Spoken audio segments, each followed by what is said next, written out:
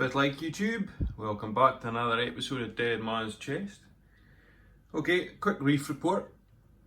There is some good news and of course there is some bad news. Couldn't have good without bad, I suppose. Things have been going really well for so long, so I guess it's inevitable that something bad's bound to happen sooner or later, as it always does in this hobby. So, two bad things. First bad thing, I added my orange spot goby. He was in quarantine for 3 weeks and I felt that he would benefit being moved to the big system sooner rather than later. He was perfectly healthy, eating like a champ, and no diseases or nothing.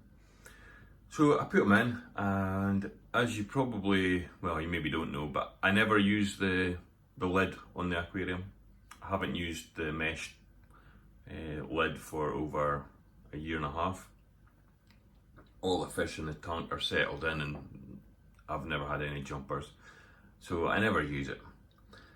However, the orange spot goby went in, and for some reason it's totally different to the white chalk goby. I mean, the white chalk goby would sleep anywhere on the sand bed, whereas the orange spot, nah, it needed to have a hole, dig a hole. So I guess this is why they pair with pistol shrimp really well.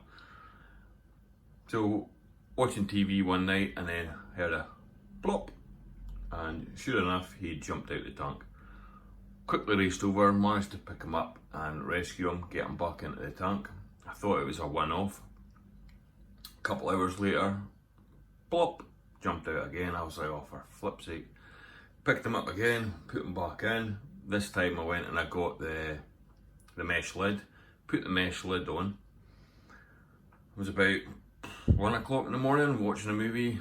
I could hear him hitting the top of the mesh lid. He kept banging it. Next thing I know, plop.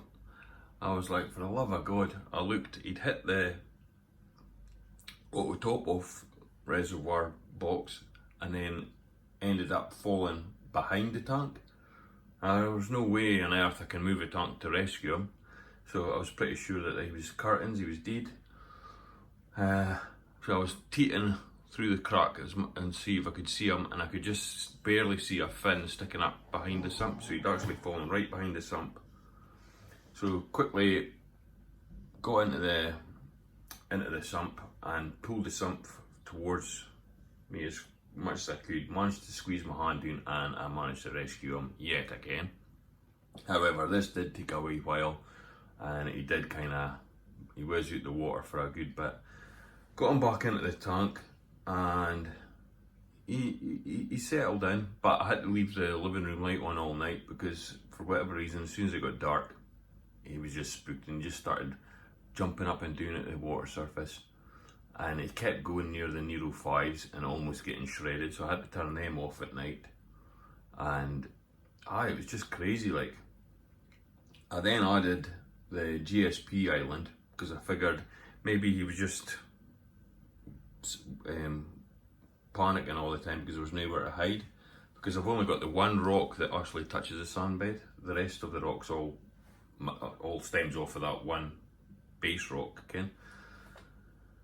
So I added the GSP and I put it near the back, and during the day he did settle in, and it was actually on a wee clip of him actually on the last video I did, snuggling under that rock, and I thought that was him, that was to be him fine. So I kept him, put the mesh lid back on at night time. I put tins of baked beans and everything on because save him knocking it off, and went to bed, got up in the morning, and he was still in the tank, thank God, but he was just wrecked. He just didn't look, he was just actually getting blown about by so I knew he was on his way out. So I took him out, put him back into the quarantine tank to see if we could recover in there with no hassle for any fish. Following day, nah, that was him. He was goosed, he was dead. So that really sucks. Especially when I tried my hardest to save him all the time, but nah. So that's it, I'm done with gobies, sand sifting gobies. I'm not going to bother with any more. I'll just get a sand sifting starfish and some snails instead, like I used to do before I got the white chalk goby. Right, so the second piece of bad news is I've ended up with dinoflagellates.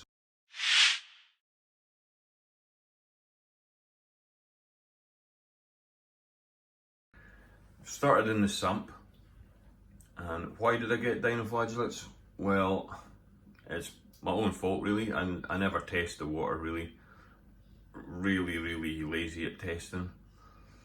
I really need to step up my testing game, get an aquarium log and start recording what's happening with the tank. So because I wasn't testing, I was totally unaware that my nitrate and phosphate were zero, both zero.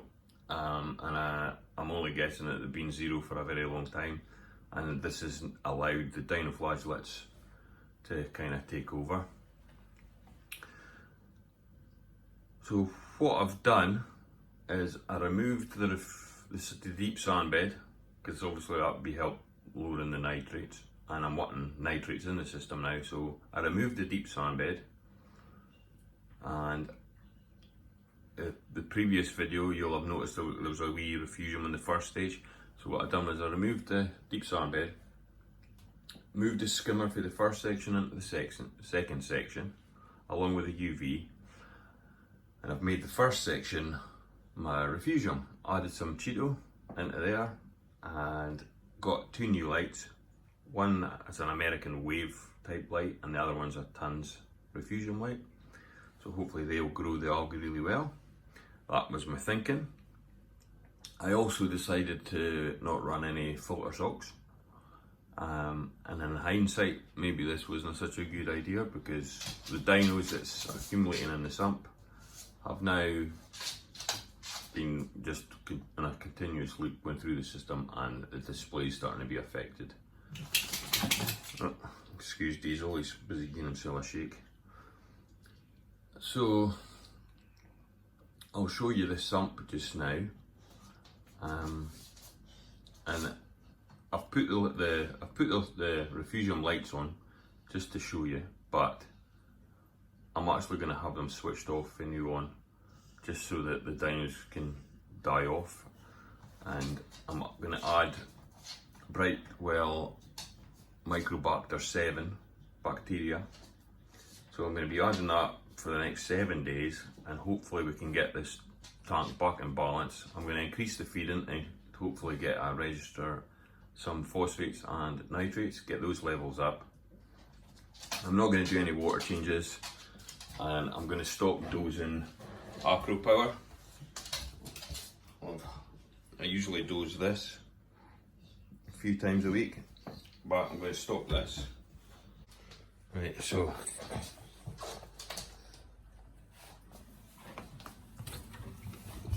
right into the refugium. So I put filter socks on because I'm trying to remove as much of the dinos as possible.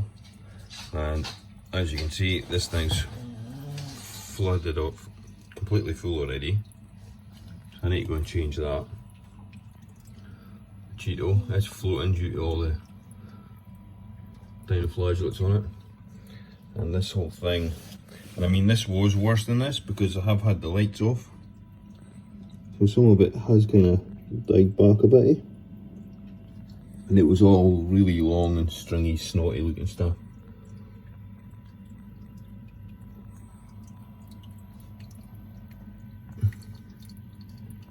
It's hard to get a proper picture of it, like, but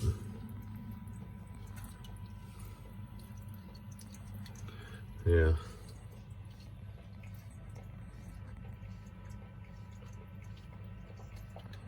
So this is rather annoying.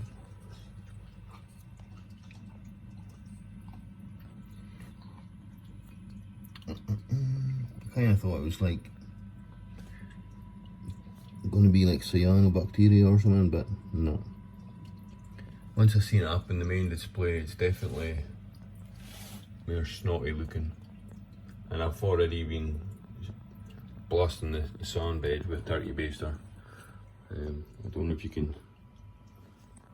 So I've kind of, and the zoanthus are now looking very happy, like they're getting covered in this stuff as well.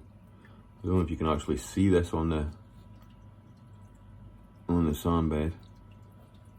There's a fair bit of flow.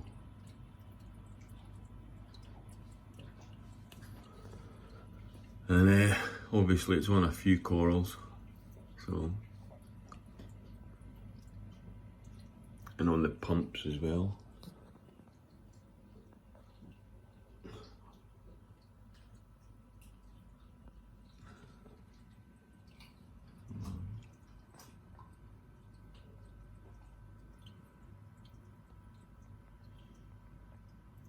See, I've already gave most of the rock, I've give it a good blasting to get most of this stuff off, like, but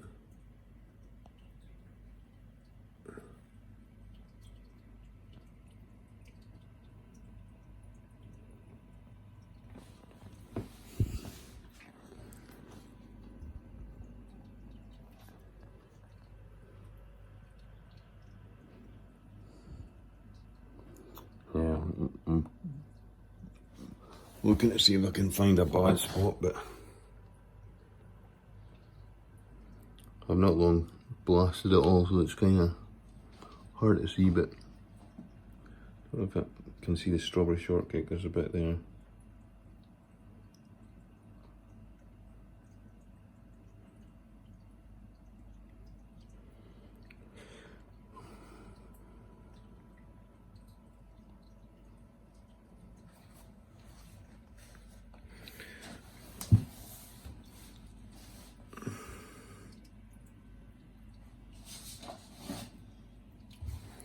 So, what am I going to do?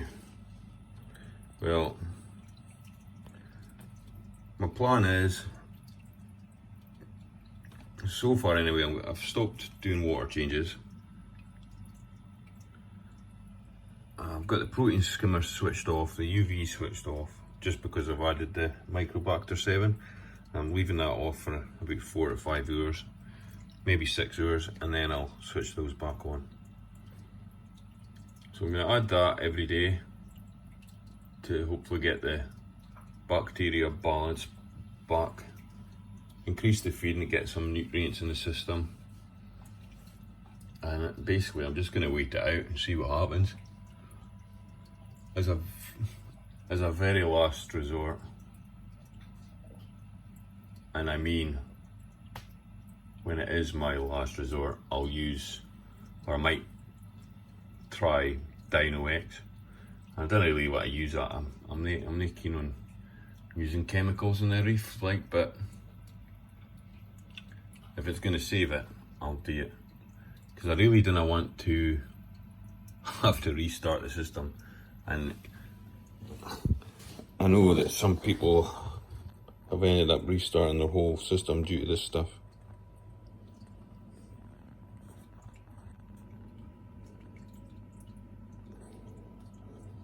I mean,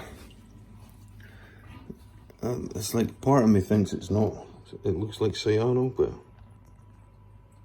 there's like this blue bit is. See that? Can't really focus it. So that clump there, you know, it's kind of looks like cyano, but I might actually take that piece out